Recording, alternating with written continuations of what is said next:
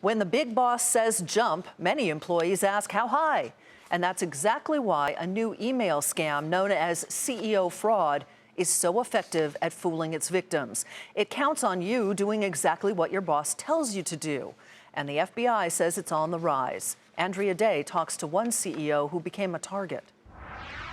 The perfect storm for this type of fraud to happen. It's called business email compromise, or CEO fraud. And the con is simple. Swindlers fake an email from top managers at a company requesting a wire transfer. And if all goes as planned, the money winds up in the criminal's bank account. According to the FBI, netting billions and counting. The agency reporting a 270% increase in just the first 4 months of the year. And something Tom Kemp says he's lucky to have caught just in time.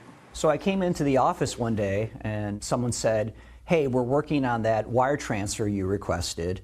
And I gave them a funny look. I'm like, "What are you talking about? I didn't request a wire transfer." He says it was an email chain, supposedly from him to the CFO, then forwarded to accounting, asking for more than $357,000 to be transferred immediately. It just looked like a normal business communication. Then we stared at the email, and then we noticed that the I and the F were flipped around. The swindlers had created a domain to look almost like Centrify, researched the company to find out who was in charge and who could initiate a transfer, then set up email accounts in their names. It was completely crazy in terms of just the level of sophistication. And he says even after they discovered the scheme, the emails kept coming in. The crook was actually communicating with us in real time, trying to nudge us along to actually initiate the wire transfer. The CEOs of Snapchat and Seagate were once targeted.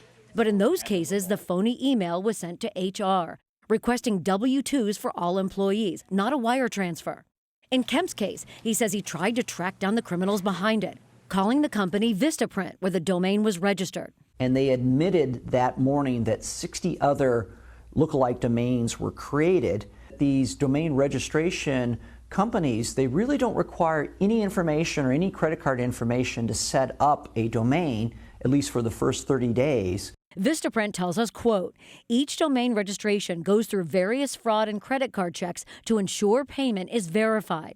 The email address being used is also run through a variety of proprietary checks to flag potential fraud. This is unfortunately an issue that all domain providers face, and every single complaint about the misuse of a domain is investigated. You really need to step up your game in terms of making sure that you don't have this occur to yourself and your companies. And he says the best way to make sure is to educate your accounting and HR departments about the fraud and make certain they know that if something looks slightly off, just pick up the phone and call, even if it's calling the CEO. I'm Andrea Day for Nightly Business Report.